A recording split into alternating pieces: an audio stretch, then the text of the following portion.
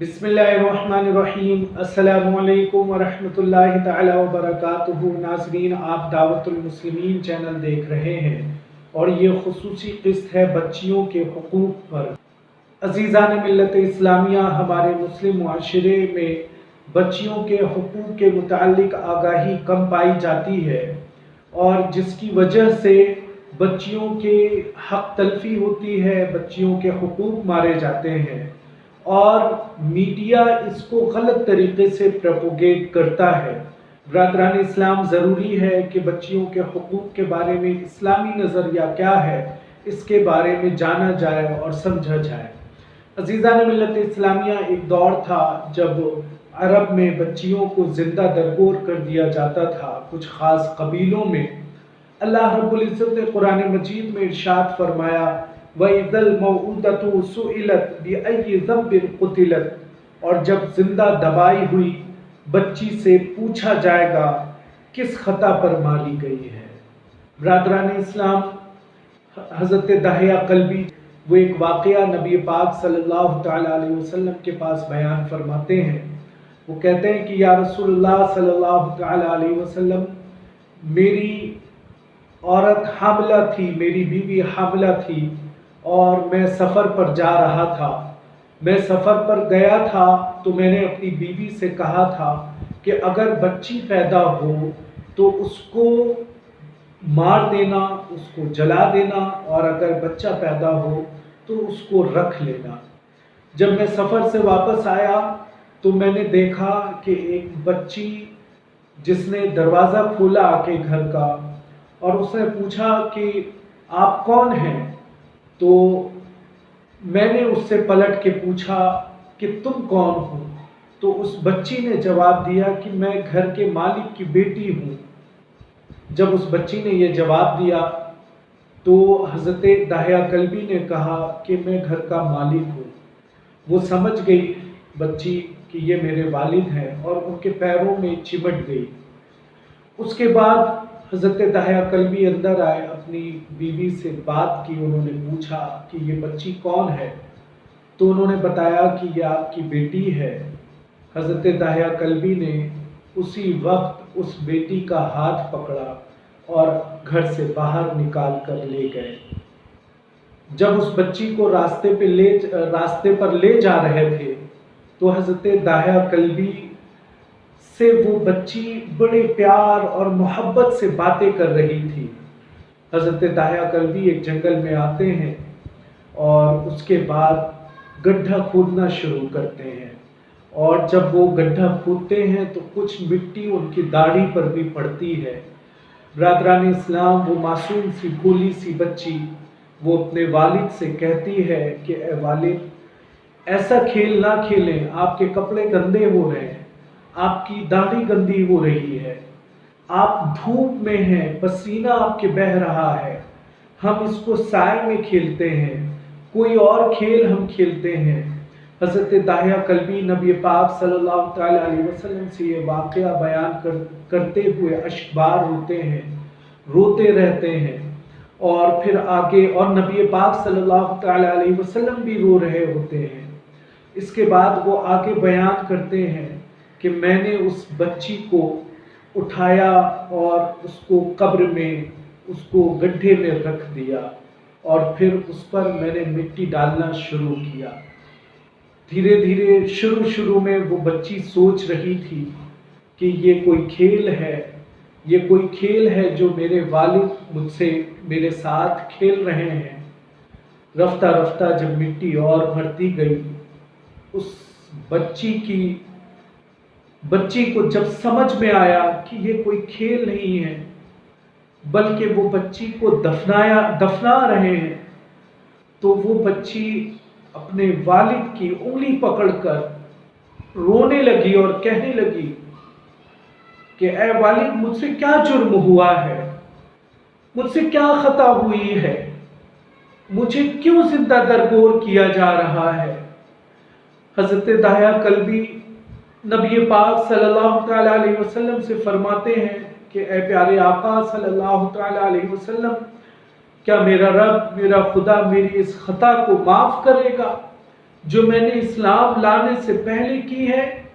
عزیزان ملت اسلامیہ، اللہ کے رسول نے فرمایا کہ اسلام لانے سے پہلے کی جتنے بھی خطائیں ہیں، جتنی بھی غلطیاں ہیں، وہ تمام کی تمام غلطیاں اللہ رب العزت معاف فرما دے گا۔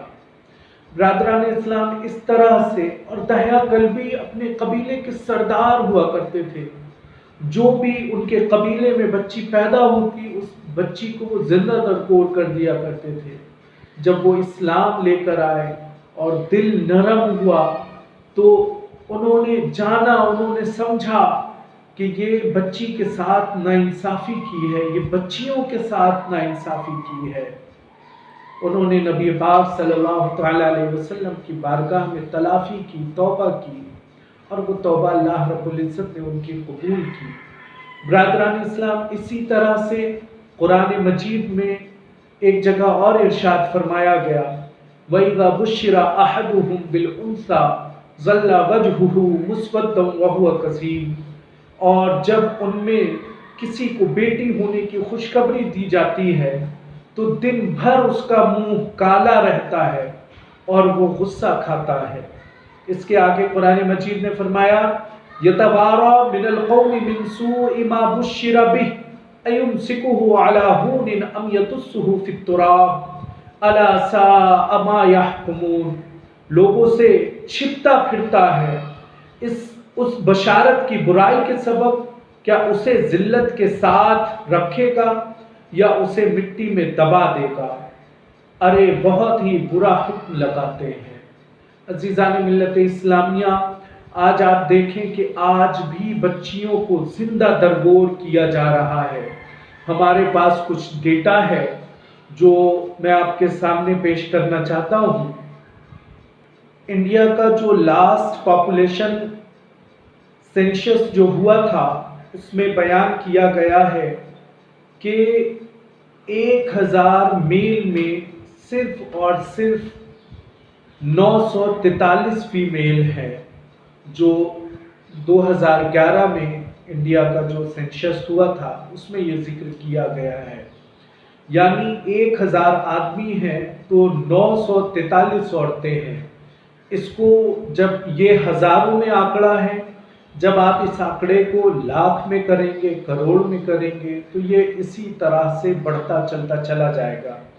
اسی طرح سے یونائٹڈ نیشن کی ایک رپورٹ ہے جس میں کہا گیا ہے کہ جس طرح سے ہندوستان میں بچیوں کو مارا جا رہا ہے، ابورشن کیے جا رہے ہیں، سیکس سلیکٹیو ابورشن جو کیے جا رہے ہیں، یہ ایک ایمرجنسی تناسب میں پہنچ چکا ہے۔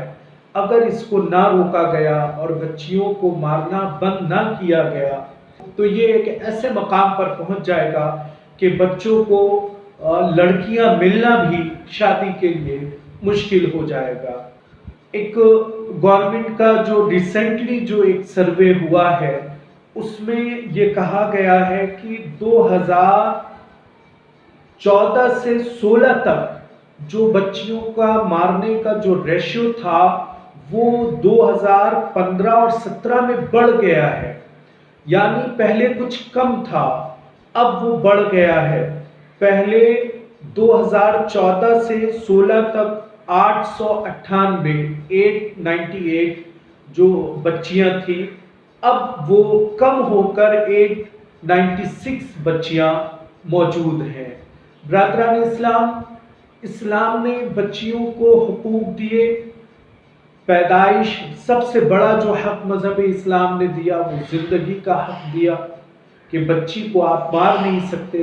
اسی طرح سے پچھلی قسط میں ہم نے بیان کیا تھا، ایک حدیث پاک میں ذکر تھا کہ ایک شخص نبی پاک صلی اللہ تعالی علیہ وسلم کی بارگاہ میں بیٹھا ہوا ہے، اس کے پاس اس کا بچہ آیا تو اس نے اس کو پیار کیا اور گود میں بٹھایا، لیکن جب بچی آئی تو نہ اس کو پیار کیا اور نہ گود میں بٹھایا۔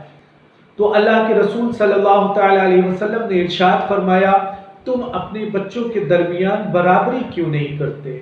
تم اپنے بچوں کے درمیان برابری کیا کرو۔ یعنی ایک بوسہ لینے میں بھی اللہ کے رسول صلی اللہ تعالی علیہ وسلم نے ارشاد فرمایا کہ تم ایسا نہ کرو کہ بچی کو بوسہ نہ لو، بچی کو پیار نہ کرو، تم صرف بچے کو پیار کرو۔ برادران اسلام، آج بھی لوگ اگر کئی بچیاں ہو جاتی ہیں یا بچی پیدا ہو جاتی ہے تو جو قرآن مجید میں کہا گیا کہ وہ مایوس ہو جاتا ہے، بچی پیدا ہو گئی، آج بھی ہم اپنے معاشرے میں دیکھتے ہیں کہ بچی پیدا ہو جانے پر لوگوں کے چہرے غمگین ہو جاتے ہیں۔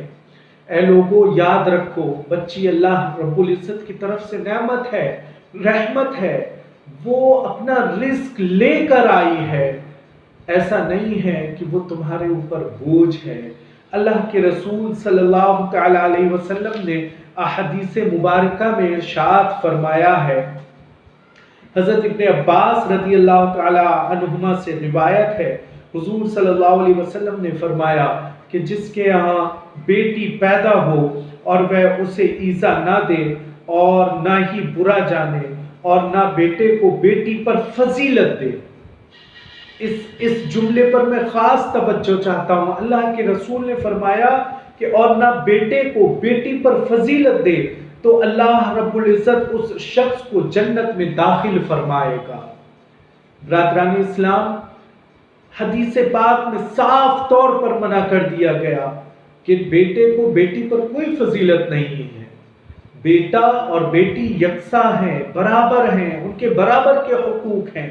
اسی طرح سے دوسری حدیث پاک میں آتا ہے، حضرت ابو ہریرہ رضی اللہ عنہ سے مروی ہے کہ حضور صلی اللہ علیہ وسلم نے فرمایا، جس کی 3 بیٹیاں ہوں وہ ان کا خیال رکھے، ان کو اچھی رہائش دے، ان کی کفالت کرے تو اس کے لیے جنت واجب ہو جاتی ہے۔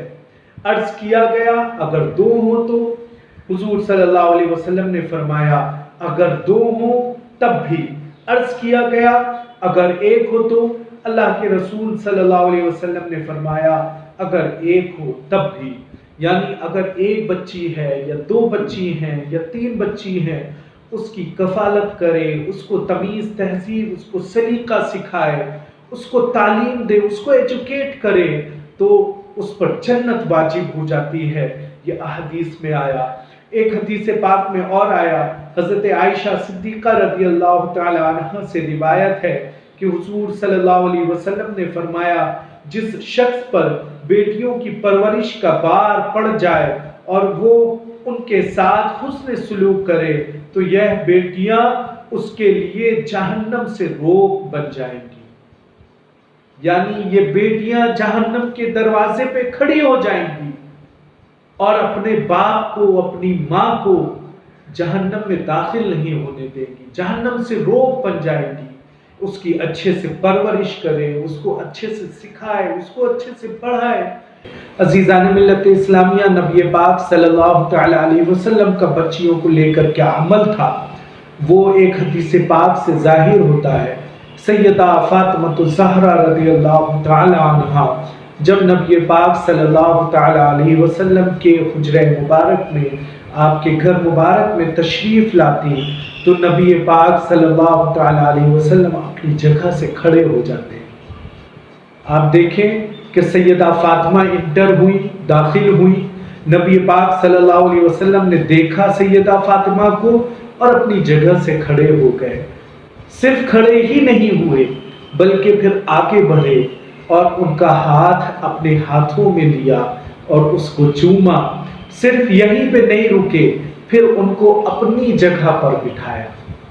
نبی پاک صلی اللہ تعالی علیہ وسلم نے سیدہ فاطمہ الزہرا رضی اللہ تعالی عنہا کو اپنی جگہ پر بٹھایا۔